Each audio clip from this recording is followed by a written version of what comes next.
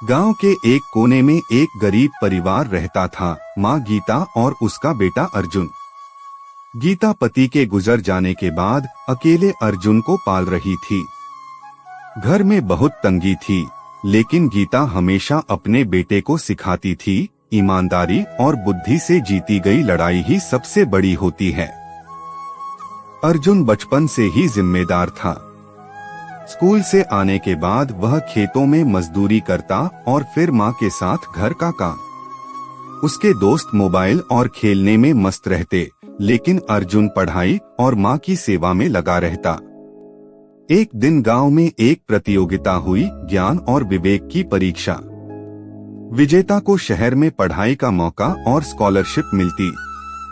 अर्जुन ने माँ की दी हुई सीखों को याद किया और पूरी मेहनत से तैयारी की। प्रतियोगिता में कई अमीर घरों के बच्चे थे, लेकिन अर्जुन ने जब अपने जवाब दिए तो सभी चौंक गए। उसके जवाबों में केवल किताबों की बात नहीं थी, उसमें जीवन की सच्ची सीखें थीं, जो उसने गरीबी और माँ से सीखी थीं। अर्जुन प्रतियोगिता जीत गया। उसे शहर में पढ़ाई का मौका मिला।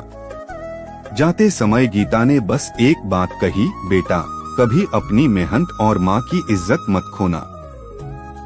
अर्जुन ने कड़ी मेहनत से पढ़ाई की, एक दिन बड़ा अफसर बना और गांव लौटकर स्कूल और अस्पताल बनवाया, ताकि कोई और गरीब माँ अपने बच्चे को बिना चिंता पढ़ा सके।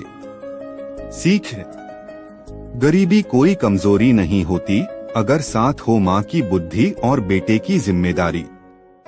गरीबी में पले बच्चों के पास संसाधन कम हो सकते हैं, लेकिन अगर माँ की सीख और संस्कार साथ हो, तो वो बच्चा दुनिया की हर परीक्षा में सफल हो सकता है।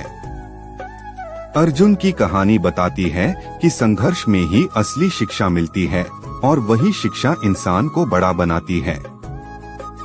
सच्ची जीत न धन से होती है, न ही पद से, बल्कि उस सोच से होती है जो दूसरों का जीवन बेहतर बनाने का सपना देखे।